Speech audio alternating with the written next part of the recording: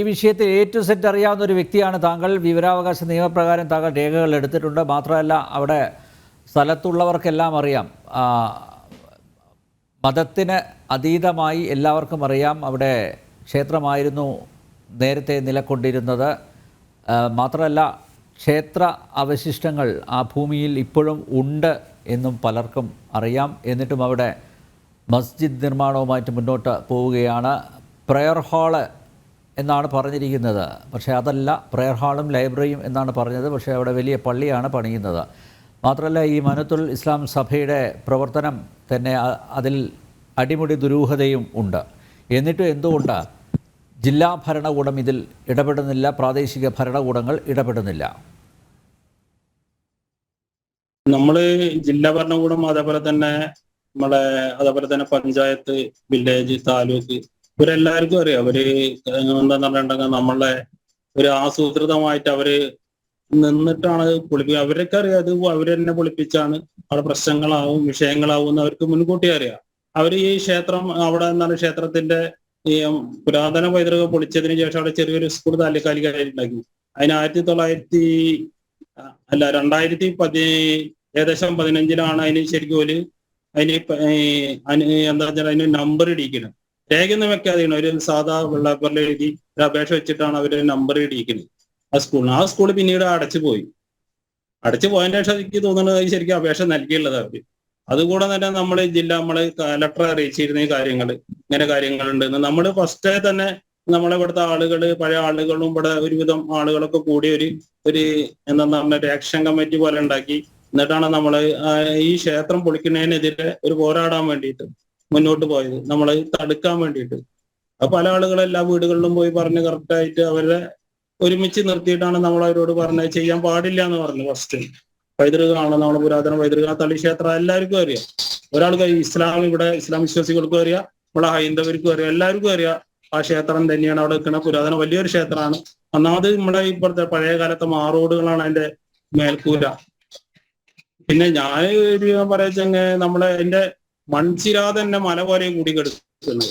അപ്പൊ അങ്ങനത്തെ ഒരു അവസ്ഥയിലുള്ള ഒരു ക്ഷേത്രം പൊളിക്കുമ്പോൾ ജില്ലാ ഭരണകൂടമാണെങ്കിലും പഞ്ചായത്താണെങ്കിലും ഇവരൊക്കെ മൗനസമ്മതമാണ് ഇതിന് നൽകിയുള്ളത്. എങ്ങനെ മൗനത്തിൽ ഇസ്ലാം വളരെ ആസൂത്രിതമായിട്ടാണ് അത് പൊളിച്ചിട്ടുണ്ട്. ചുറ്റുമതിൽ ആദ്യം പൊളിച്ച്, പിന്നെ ചുറ്റമ്പലം ഇവിടെയുള്ള ഈ പടീരി വാപ്പുട്ടി എന്ന് പറഞ്ഞ ആൾക്കാണ് കരാറ് കൊടുത്തിട്ടുണ്ടായിരുന്നത്. അയാള് അത് പതുക്കെ ആ പൊളിച്ച് അതിൽ ജോലിക്ക് പോയിരുന്ന ഇവിടെ ഈ പ്രദേശത്തെ കുറെ ആളുകളാണ് ഇപ്പോഴും ജീവിച്ചിരിപ്പുണ്ട്. അവരോട് ചോദിച്ചാൽ അവർ കറക്റ്റായിട്ട് അതിന്റെ കാര്യങ്ങൾ ഇപ്പോഴും പറഞ്ഞു തരും. അതേപോലെ തന്നെ സമയത്തൊന്നും നാട്ടുകാർ ഇടപെട്ടിരുന്നില്ലേ? നാട്ടുകാര് ഇടപെടുക എന്ന് പറഞ്ഞാൽ നാട്ടുകാർ പോകുമ്പോ അവര് മൗനത്തിൽ ഇസ്ലാം ഇത് ഞങ്ങളുടെയാണെന്നാണ് അവർ പറയുന്നത്. നമുക്ക് യാതൊരുവിധ എന്തെന്ന് പറഞ്ഞാൽ അവകാശവാദം ഉന്നയിക്കാൻ നമ്മുടെ അടുത്ത് രേഖയില്ല. നമ്മൾ ആ രേഖ കിട്ടാൻ വേണ്ടി നമ്മൾ പനന്തറ വില്ലേജ്, അതേപോലെ തന്നെ ഈ ചാവക്കാട്, ഈ മാറഞ്ചേരി വില്ലേജ് നമ്മളെ പനന്തറ വില്ലേജൊക്കെ പറഞ്ഞയക്കുന്നത്. പൊന്നാരി തരം ഇവിടെ ഒന്നും രേഖയില്ല എന്ന് പറഞ്ഞിട്ട് നമ്മൾക്ക് അതിന്റെ ഒരു രേഖയില്ല. ഒരു സർവേ നമ്പർ കിട്ടാൻ പോലും പാടാണ്, നമുക്ക് തരില്ല. ഞങ്ങൾ ഇപ്പൊ അടുത്ത് നമ്മളെ ഈ എന്താന്ന് വെച്ചിട്ടുണ്ടെങ്കിൽ നമ്മളെ പ്രയർ ഹാളും അതേപോലെ തന്നെ ഈ ലൈബ്രറിയും നിർമ്മാണം നടത്താൻ പോകുന്നെന്ന് പറഞ്ഞപ്പോ നമ്മള് അതിന് അപേക്ഷ വെച്ച് പറഞ്ഞപ്പോ നമ്മളവിടെ പോയിട്ട് ഒരു അപേക്ഷ വിവരാവകാശം കൊടുത്തതിന്റെ അടിസ്ഥാനത്തിലാണ് അതിന്റെ രേഖ നമുക്ക് കിട്ടുന്നത്. അതിന്റെ മുന്നേ നമ്മളെ രജിസ്റ്റർ ഓഫീസ് പൊന്നാനിയിൽ നമ്മളൊരു അപേക്ഷ കൊടുത്തിരുന്നു. അവർക്ക് ഇതിനെപ്പറ്റി അറിയില്ല എന്ന് പറയുന്നത്. അങ്ങനത്തെ രേഖ ഇവിടെ ഇല്ല എന്ന് പറയുന്നത്. നമ്മളെ രേഖ കിട്ടേണ്ടത് നമുക്ക് ഇതിനായിട്ട് മുന്നോട്ട് പോവാം. നല്ല എന്തൊക്കെ പരിശ്രമങ്ങൾ നടത്തിയിട്ട് വെച്ചിട്ട് ഈ കാര്യങ്ങൾ നമ്മൾ രേഖ കറക്റ്റ് കിട്ടാൻ വേണ്ടിയിട്ട് ആ രേഖ കിട്ടണ്ടേ? രേഖ കിട്ടിയാലല്ല നമുക്ക് മുന്നോട്ട് പോകാൻ പറ്റുള്ളൂ. രേഖ ഒരു കാരണവശാലും നമുക്ക് കിട്ടില്ല. വില്ലേജ് ഒന്നും കിട്ടില്ല, താലൂക്കൊന്നും കിട്ടില്ല. ഇത് തരേണ്ട ആൾക്കാർ നമുക്ക് തരില്ല. ഇതിന് ആസൂത്രിതമായിട്ടാണ് ഇത്. ഇവർക്കറിയാത് ഇങ്ങനെ പ്രശ്നം ഉണ്ടാവുമെന്ന്. ഇത്രയും വലിയ മഹാക്ഷേത്രം പൊളിഞ്ഞെടുക്കുകയാണ്. ആ സാധനം ശിലകൾ നീക്കാനും മറ്റു കാര്യങ്ങൾക്കും വേണ്ടിയൊക്കെ ഇവരാണ് ഒത്താശ ചെയ്ത് കൊടുക്കുന്നത്. ഒരു രാത്രി കൊണ്ട്, ഒന്നല്ല 2 രാത്രി കൊണ്ട് ആ ശിലകൾ കംപ്ലീറ്റ് നീക്കുക. JCB ആദ്യമായിട്ട് പെടാണ് വന്നത്. ഈ പൊന്നാനി താലൂക്കിലെന്ന് അറിയില്ല, പൊന്നാനി ഈ മാറഞ്ചേരി വില്ലേജിന്റെ പരിധിയിൽ ആദ്യമായിട്ട് ഇവിടെയാണ് JCB എന്ന ഈ ക്ഷേത്രം പൊളിക്കാൻ വേണ്ടിയിട്ട്. ഒരു രാത്രിയിൽ 2 രാത്രിയിൽ പൊളിക്കണ കാണാന് കാണികളായിരുന്നു. അവർ അവിടെ തൊട്ടടുത്ത മദ്രസയിൽ നിന്ന് ബെഞ്ചിട്ടിട്ട് അവരിരുന്ന് കാണിയിരുന്നു. അതിൽ മുഖ്യ പങ്കും വഹിച്ചൊരു മുസ്ലിം ലീഗാണ് ഇവിടുത്തെ. അവരാണ് അതിന് ആസൂത്രിതമായിട്ട് എല്ലാ കാര്യങ്ങളും ചെയ്തു കൊടുത്തിരുന്നത്. നമ്മുടെ പോലെ ഒരു 1996 കാലഘട്ടത്തിലാണ് ചൂതപ്പള്ളി ഗോവിന്ദേട്ടനും പൂതേരി ബാലേട്ടനും കൂടെ വരുന്നത്. ഇങ്ങനെ പ്രശ്നം ഉണ്ടായിട്ട് അന്ന് നമ്മളൊരു തിരി കൊടുത്താന്ന് തീരുമാനിച്ചിട്ട് അതിലുള്ള പ്രദേശത്തെ ആളുകൾ വെട്ടിത്തെളിച്ച് ഷിജൻ എന്ന് പറഞ്ഞ ഒരു സ്റ്റുഡിയോക്കാരനാണ് അതിന്റെ ഫോട്ടോ ഒക്കെ പകർത്തിയിട്ടുണ്ടായിരുന്നത്. പിന്നീട് ആ ഫോട്ടോ കിട്ടാൻ വേണ്ടി ഒരുപാട് ശ്രമിച്ച് കിട്ടുകയും ചെയ്തില്ല. പിന്നീട് സ്റ്റുഡിയോ പൂട്ടുകയും ചെയ്ത്. അത് കാരണം ഫോട്ടോ നമുക്ക് കിട്ടുകയും ചെയ്തില്ല. അപ്പൊ തിരി കൊടുത്താൻ വിചാരിച്ചാന്ന് എല്ലാവരും വന്നപ്പോ നമ്മളവരെല്ലാവരും വന്ന് വളയുകയും ചെയ്ത് ഈ പ്രദേശത്തെ ആളുകളെ മുഴുവൻ ആളുകളെയും മുഴുവൻ പറഞ്ഞത് അന്ന് സൈക്കിളാണ്. മൊത്തം പ്രദേശത്ത് എവിടെയൊക്കെ സൈക്കിൾ ഉണ്ട് അവിടുന്ന് മുഴുവൻ സൈക്കിളായിട്ട് കമ്മ്യൂണിറ്റി വിഭാഗങ്ങളിലുള്ള ആളുകൾ മൊത്തം വന്ന് വളഞ്ഞിരിക്കുകയാണ്. എന്ത് ചെയ്യും? അപ്പൊ തൽക്കാലം പിൻവാങ്ങിയോളൂ. പിന്നെ കുറച്ചു കാലമായിട്ട് പിന്നെ അവരായിട്ട് സംസാരിച്ച് കുറച്ച് ഇതായിട്ട് അങ്ങനെ നിന്ന് അവരായിട്ടല്ല മൗലത്തി സഭയായിട്ട് സംസാരിച്ച് അങ്ങനെ നിന്ന് പിന്നെ അത് പൊളിക്കലൊന്നും ഉണ്ടായിരുന്നില്ല. പിന്നീട് ഒരു ആസൂത്രിതമായിട്ട് പതുക്കെ മണ്ണെടുത്ത് ആ ക്ഷേത്രം മാത്രം അവിടെ ഒരു ഉയർന്ന പ്രദേശം, ഒരു കുന്നും പ്രദേശം പോലെ ആ അവിടുത്തെ കോമ്പൗണ്ട് ഇപ്പൊ കെട്ടിയിട്ടുണ്ടല്ലോ അതേ ഹൈറ്റിലാണ് അതിന്റെ മണ്ണ്.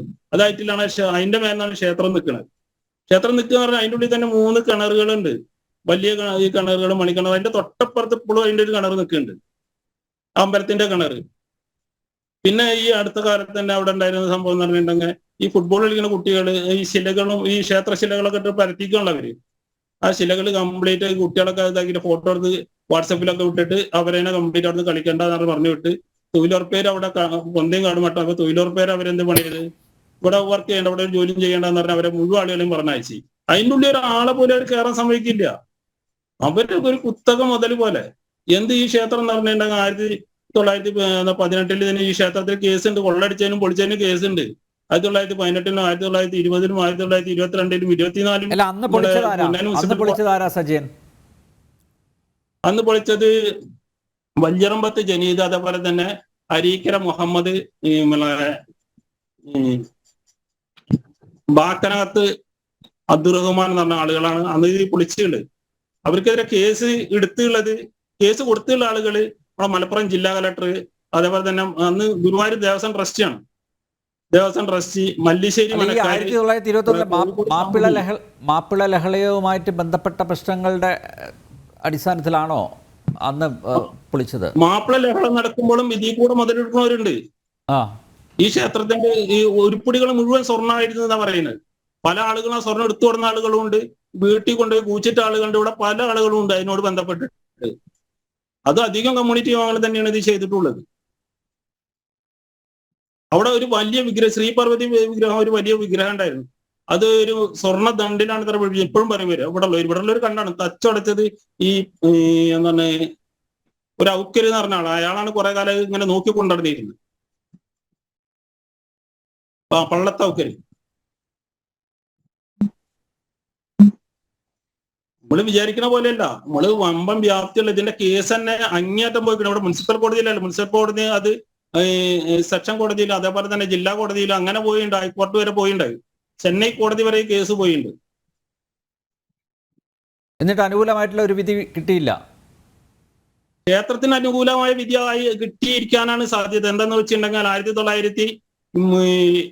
1905 സർവേ നമ്പറിനും അത് ക്ഷേത്രമായിട്ട് തന്നെ കാണിക്കുന്നത്. 1936 നവംബർ 1 ഈ സർവേയിലും അത് ക്ഷേത്രഭൂമിയായിട്ട് തന്നെ കാണിക്കുന്നത്. ഒഴിച്ചിട്ട ക്ഷേത്രഭൂമിയായിട്ടാണ് കാണിക്കുന്നത്, അൺഅസസ്ഡ് ആയിട്ടാണ് കാണിക്കുന്നത്.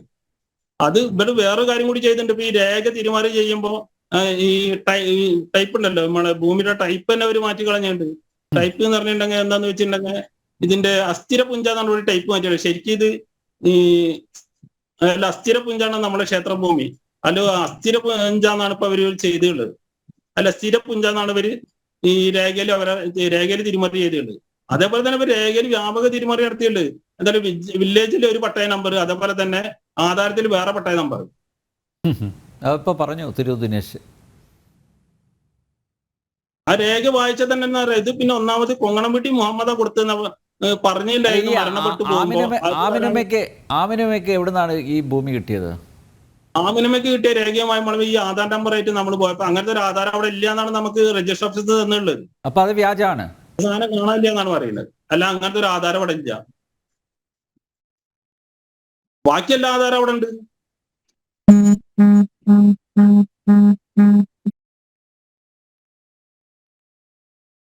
ഞാൻ ഇതേപോലെ തന്നെ ഈ പല രേഖകളുമായിട്ട് പല ഓഫീസുകളും കയറി ഇറങ്ങി. സജയൻ, ഈ പഞ്ചായത്തിൻ്റെയും ടൗൺ പ്ലാനറുടെയും അനുവാദം ഇല്ലാതെയാണ് മൗനത്തുൽ ഇസ്ലാം സഭ മസ്ജിദിൻ്റെ നിർമ്മാണം നടത്തിയത്. നിർമ്മാണം നടന്നുകൊണ്ടിരിക്കെ പരാതി ഉയർന്നതിനെ തുടർന്ന് ഈ panchayat secretary, Maranchery panchayat secretary stop memo ഉത്തരവ് ഇറക്കുകയും അതിനെതിരെ അടിയന്തര നടപടിയെടുക്കണമെന്ന് ആവശ്യപ്പെട്ട് പോലീസിൽ അറിയിപ്പ് നൽകുകയും ചെയ്തിരുന്നു. അത് സംബന്ധിച്ച ഉത്തരവ് ഈ ഇസ്ലാം സഭ ഭാരവാഹികൾക്കും അയച്ചിരുന്നു. പക്ഷേ പിന്നീടും നിർമ്മാണം മുന്നോട്ട് പോയി, പിന്നെ അത് പൂർത്തീകരിക്കുകയും ചെയ്തു. ഇപ്പം നിലവിൽ ആ പള്ളി പണി മൊത്തത്തിൽ പൂർത്തിയായോ? അത് ആ പള്ളി പണി ഇപ്പൊ അടുത്ത് മൊത്തത്തിൽ പൂർത്തിയായിട്ട് ഇപ്പോ ഒന്ന് രണ്ട് മാസമായി അതിന്റെ ഒരു ഉദ്ഘാടന കർമ്മം കഴിച്ചിട്ട്. ഉദ്ഘാടനം കഴിഞ്ഞോ? പള്ളിയുടെ ഉദ്ഘാടനം കഴിച്ചപ്പോ 2 മാസമായി ഏകദേശം ഉദ്ഘാടനം കഴിച്ചിട്ട്. അപ്പൊ ഈ 2 മാസം ഉദ്ഘാടനം ആയി കഴിഞ്ഞിട്ട് നമ്മൾ 2 മാസത്തിന് മുന്നേ തന്നെ ഗ്രാമസഭ ഉണ്ടായിരുന്നു. ഇവിടെ മാറഞ്ചേരി പഞ്ചായത്തിന് 1-ാം വാർഡാണ്. ഇവിടെ ഗ്രാമസഭയിൽ നമ്മൾ ഒരു പരാതി വെച്ചിരുന്നു. നമ്മുടെ ആളുകൾ, ഇവിടെ ഹിന്ദു ആളുകൾ എല്ലാവരും കൂടി, ഹൈന്ദവ വിശ്വാസികൾ എല്ലാവരും കൂടി ഒരു പരാതി കൊടുത്തിട്ടുണ്ടായിരുന്നു ഗ്രാമസഭയിൽ. അടിയന്തര നടപടി സ്വീകരിക്കണം എത്രയും പെട്ടെന്ന്, അല്ലാത്ത പക്ഷം മറ്റു നടപടിക്രമങ്ങളുമായി ഞങ്ങൾ മുന്നോട്ട് പോകുമെന്ന് പറഞ്ഞിട്ട്. അപ്പൊ അവർ അടിയന്തര നടപടി സ്വീകരിക്കാന്ന് പറഞ്ഞാൽ ഇതുവരെ അതിന് യാതൊരു നടപടി എടുത്തിട്ടില്ല.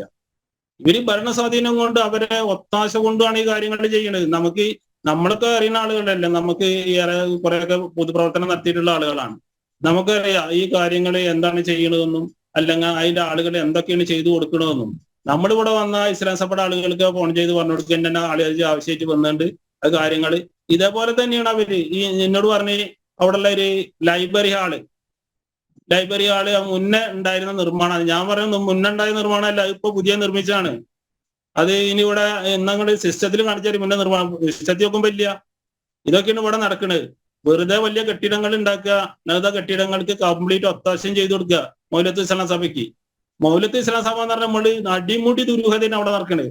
എത്ര അവിടെ നടക്കുന്ന അതിക്രമം നമ്മള് അതിലേക്ക് എന്താ ചാനലേരോ മറ്റു കാര്യങ്ങളോ അല്ലെ മാധ്യമങ്ങളോ ചെല്ലാത്ത കാരണമാണ്. അവിടെ എന്തൊക്കെയാണ് മൗലത്ത് ഇസ്ലാം മതപ്രവർത്തനവുമായി ബന്ധപ്പെട്ടിട്ട് വളരെ പ്രശ്നങ്ങൾ നടക്കേണ്ട അതിൻ്റെ ഉള്ളില്. മരണപ്പെടുന്നുണ്ട് ഇഷ്ടംമാതിരി ആളുകള്. നമ്മൾ വിചാരിക്കുന്ന പറയുന്നില്ല, ഈ അനർഹമായ സ്വത്തുക്കൾ കംപ്ലീറ്റ് അവരെടുത്താണ്. ഹെക്ടർ കണക്കിന് സ്വത്തുക്കളാണ് അവരെടുത്ത് ഓരോരുത്തരെ വഖഫ് ചെയ്തിരിക്കുകയാണെന്ന് പറയുന്നത്.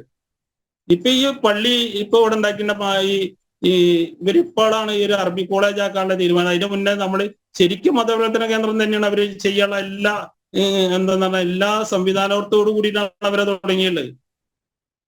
കുറെ കാലം ഇങ്ങനെ ഒഴിച്ചിട്ട് ആ ക്ഷേത്രത്തിന്റെ ശിലയുടെ മേലിരുന്ന പൈപ്പ് ഒരു വിഗ്രഹത്തിന്റെ മേലിരുന്ന് കാല് ചവിട്ടി കഴിഞ്ഞിരുന്നത്. ഇതൊക്കെ എന്ന് പറഞ്ഞാൽ അവര് ഒരു പ്രത്യേക വിഭാഗത്തെ ഒന്നുമല്ലാതെ ഇത് നമ്മുടെ മാത്രം പ്രശ്നമല്ല, ഈ നമ്മുടെ കേരളത്തിലെ മുഴുവൻ ഹൈന്ദവര പ്രശ്നമാണിത്. ഒരു പ്രത്യേക വിഭാഗത്തെ അല്ലെങ്കിൽ അതിന്റെ വിശ്വാസികളെ യാതൊരു കാരണവശാലും അംഗീകരിക്കില്ല. അത് ഞങ്ങൾ അംഗീകരിക്കാൻ പറ്റില്ല. അവിടെ വിശ്വാസങ്ങളും അവരുടെ ചരിത്രങ്ങളും സ്മാരകങ്ങളും പൈതൃകങ്ങളും ഇല്ലാതെ ആക്കണം. അവിടെ നമ്മുടേതായ നമ്മുടെ സ്മാരകങ്ങൾ സ്ഥാപിക്കണം എന്നുള്ള ഒറ്റ ചിന്താഗതിയാണ്. അല്ലാതെ ഈ ക്ഷേത്രം ഇത്രയും വലിയ മഹാക്ഷേത്രം പൊളിക്കുമ്പോൾ ഒരു ലേശം ഒരാളിന്ന് വഖഫ് ചെയ്യുകയാണെങ്കിലും അവര് പറയണ്ടേ ഈ സാധനം നമുക്ക് പറ്റില്ല, ആ ക്ഷേത്രമാണ്. അവര് മതേതരത്താണെങ്കിൽ അങ്ങനെയാണ് പറയേണ്ടത്.